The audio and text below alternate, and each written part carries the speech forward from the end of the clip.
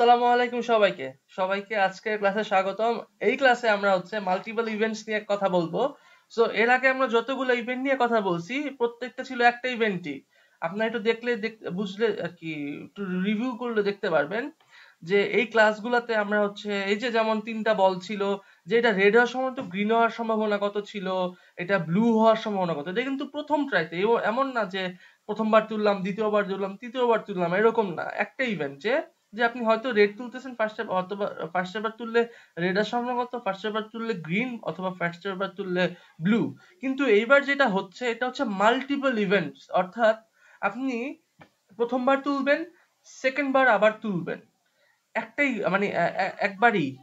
হ্যাঁ, সো এই ইভেন্টের ক্ষেত্রে আপনার কিছু কিছু টার্ম চলে আসছে। এটা হচ্ছে ডিপেন্ডেন্ট ইন্ডিপেন্ডেন্ট। সো এই ভিডিও যারা দেখতেছেন আপনারা প্রবাবিলিটির মধ্যে ডিপেন্ডেন্ট এন্ড ইন্ডিপেন্ডেন্ট এই দুইটা টার্ম ক্লিয়ার হবেন এই এই ভিডিওতে, এই উদাহরণের মাধ্যমে।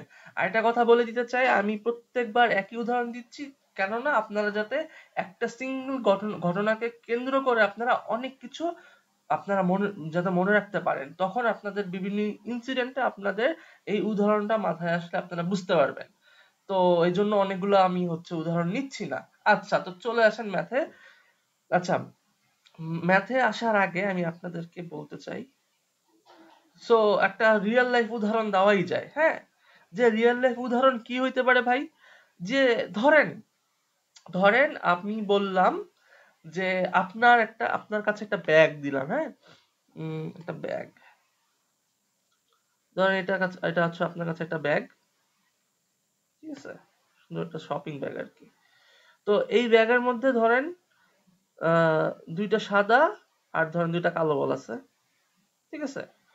এখন আমি বললাম যে ভাই তুমি আমাকে বলো, তুমি এখন যখন এখান থেকে একটা বল বের করবা, সেটা কালো হওয়ার সম্ভাবনা কত? তুমি বলবা আচ্ছা ভাই, আচ্ছা বলেন তো ব্যাগে কয়টা বল আছে, আমাকে জিজ্ঞেস করছো। হ্যাঁ, ব্যাগে দুইটা সাদা আছে, দুইটা কালো আছে। ভাই এটা তো ইজি, তাহলে আমার কালো আসার সম্ভাবনা 50%। আমি বললাম কেন 50%, কেন বুঝলা? তুমি বললা ভাই আপনি তো বলছিলেনই যে মানে এটা তো সহজ ব্যাপার, আমার এখানে দুইটা সাদা দুইটা কালো আছে, সো মানে সমান সমানই দুই দিকে দুইটা অ্যান্সার আসতে পারে, দুইটি সমান সমান আছে, সো 50% হওয়াটাই তো স্বাভাবিক, এটাই হবে। আচ্ছা, তো আপনি কি করলেন? আচ্ছা তাহলে তুলো, তো ধরেন আপনার কালো আসছে, আপনার কালো আসলো। হ্যাঁ, তো এইবার কি হলো, আমি বললাম যে হ্যাঁ এখন কালোটা তুমি তোমার পকেটে রেখে দাও। এখন আপনি আপনার পকেটে কালো বলটা রেখে দিয়েছেন। হ্যাঁ, এখন আমি আপনারা বললাম আচ্ছা এখন তুমি আবার বল পিক করবে একটা। হ্যাঁ, তো বললো আচ্ছা ঠিক আছে। তো আমি বললাম আচ্ছা বলো তো এখন কালো আসার সম্ভাবনা কত? তুমি বললা ভাই 50% হবে কি? আমি বললাম না, 50% তো এবার হবে না কালো। কেন হবে না? কারণ এখন সাদা আছে দুইটা, কালো আছে একটা, তাহলে সাদার জোর বেশি। হ্যাঁ, আর হাফ হাফ তো আর নাই দুই পক্ষে, যে তুমি 100% অর্ধেক অর্ধেক করে ভাগ করে দিবা, এখন কিন্তু সেটা নাই। খেয়াল করো, আমরা কিন্তু ওই কালো বলটা আবার ব্যাগে রাখি নাই, এই জন্য ওইটা তুমি তোমার পকেটে রেখে দিছো। সেই কারণে এখন এই জায়গায় কি হয়েছে, বলের কম বেশি হওয়ার কারণে তোমার প্রবাবিলিটির মধ্যে পার্থক্যের বা ডিফারেন্ট ডিফারেন্ট অ্যান্সার আসার প্রবণতা দেখা দিচ্ছে বা আসছে। হ্যাঁ, তো এইটাই হচ্ছে ডিপেন্ডেন্ট আর ইন্ডিপেন্ডেন্ট। এখন যদি বলে দেই যে তুমি যদি একটা বল উঠাইলা এবং সেটা যদি আবার রিপ্লেস না করো, সেটা যদি আবার ওই ব্যাগের মধ্যে না রাখো, তাহলে তোমার পরবর্তী ইভেন্ট গুলা প্রথম ইভেন্টের উপর ডিপেন্ডেন্ট হয়ে যায়। কি হয়ে যায়? ডিপেন্ডেন্ট হয়ে যায়। এখন তুমি আরেকটা বল তুলবা, সেটার প্রবাবিলিটি কিন্তু ভিন্ন আসবে, আরেকটা কালো বলের প্রবাবিলিটি কিন্তু এখন ভিন্ন আসবে। সো এটা হচ্ছে একটা ডিপেন্ডেন্ট একটা ইভেন্ট, ঠিক আছে। আচ্ছা আচ্ছা, কিন্তু এখন যদি তুমি কি করতা যে না তুমি একটা বল বের করলো, কালো আসছে, সেটা আবার সেইখানে আবার রিপ্লেস করে দিলা। হ্যাঁ, সেটা আবার রেখে দিলা। তখন কিন্তু এখন যদি তুমি এখন আবার কোনোটা বল বের করতে চাও, সেটা হোক চাই সাদা হোক চাই কালো, সেটার প্রবাবিলিটি কিন্তু চেঞ্জ হবে না। তোমার প্রথমবার হচ্ছে 50% আসবে যে কোনো বলের জন্য। এখন বলটা উঠাইলা, যে কোনো একটা আসলো, আবার রেখে দিলা, বলটা আবার ব্যাগের মধ্যে রেখে দিলা। এখন কিন্তু সেকেন্ড বার যখন আবার প্রবাবিলিটি বের করতে পাওয়ার চেষ্টা করবা, তখনই কিন্তু আমার 50%ই আসবে। সো এখানে কিন্তু সেকেন্ড ইভেন্ট গুলা, পরবর্তী ইভেন্ট গুলা কিন্তু প্রথম ইভেন্টের উপর ডিপেন্ড করতেছে না, কারণ তুমি বলগুলো আবার রেখে দিচ্ছ সেখানে। হ্যাঁ, তো এই হচ্ছে পুরো ব্যাপারটা।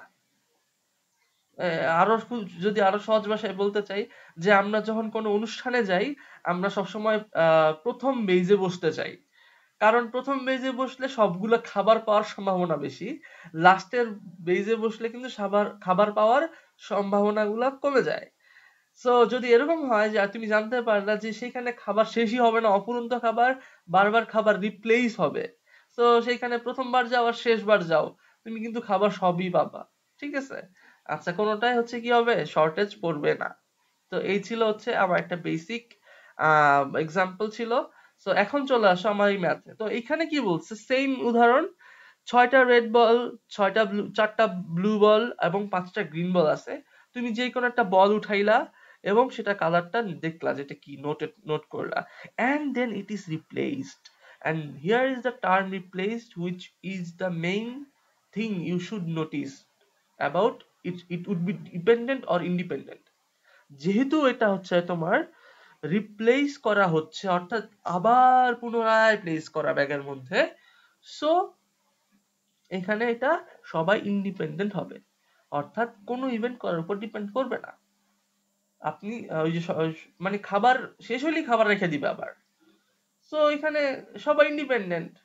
কেউ ওই যে সেকেন্ড বেজ প্রথম বেজের উপর ডিপেন্ড করবে না, বা লাস্ট বেজ যারা যাবে, আচ্ছা প্রথম বেজে তোরা খায় গেছে, তো আমাদের ভাগ্যটা ওদের উপর নির্ভরশীল, ওরা যদি সবগুলা মুরগির রান লেগ পিস খায় ফেলে, তাহলে তো হচ্ছে আমরা ওদের উপর ডিপেন্ডেন্ট, তাহলে তো হচ্ছে আর হলো না। কিন্তু যদি রিপ্লেস হয়ে যায় মুরগির লেগ পিস গুলা, তাহলে কিন্তু সেটা ইন্ডিপেন্ডেন্ট, মানে সবাই স্বাধীন, সবাই সব পাবে।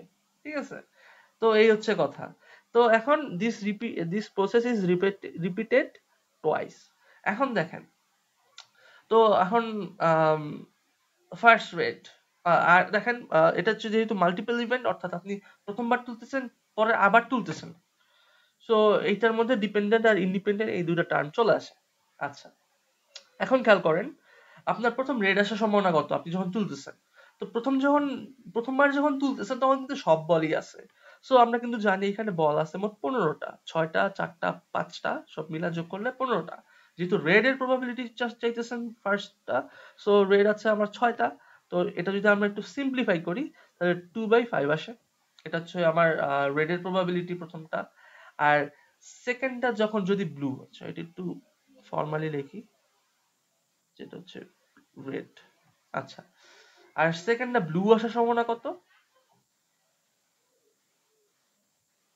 দেখেন, বল যেহেতু রিপ্লেস হয়ে গেছে, তাহলে কিন্তু আমার এখানে কিন্তু 15 হবে। যদি এরকম হইতো প্রথমবার রেড আমি উঠাই ফেলছি, এখন আমি আর রেডটা রিপ্লেস করি নাই, তখন কিন্তু আমি এখানে 14 লিখতাম। ঠিক আছে? বা প্রথমবার যে কোনো বল উঠাইছি, এটা আর আমি রাখি নাই, তখন কিন্তু আমি এখানে মোট পুরো বলটা লিখতাম না, আমি একটা কম লিখতাম। সো এখানে যেহেতু আমি আবার রিপ্লেস করে আমার কোশ্চেনে বলে দেওয়া আছে, সো আমি লিখতেছি এখানে 15টা বলই আছে, আবার তো রেখেই দিছে। আর ব্লু আছে কয়টা? ব্লু আছে 4টা। সো এটা হচ্ছে আমার ব্লু আসার সম্ভাবনা। এখন দেখেন এই কোশ্চেনটা, ইফ নট রিপ্লেসড, ধরে নিলাম আমার ফার্স্ট বল ইজ ব্লু। আপনি যখন প্রথম বলটা তুলছেন সেটা ব্লু ছিল, আপনি কি করছেন, লুকায়া পকেটের মধ্যে রেখে দিচ্ছেন, যে না আমি বল বাসায় লয়ে যাব, আমি হচ্ছে প্রবাবিলিটি খেলতে আসছি, আমি বলও নিয়ে যাব। দেখেন, এখন তুমি কি করছো, ব্লু বলটা পকেটে রেখে দিচ্ছ। এখন সেকেন্ডটা ব্লু আসার সম্ভাবনা কত? এখন কিন্তু প্রবাবিলিটির মধ্যে চেঞ্জেস দেখতে পারবা।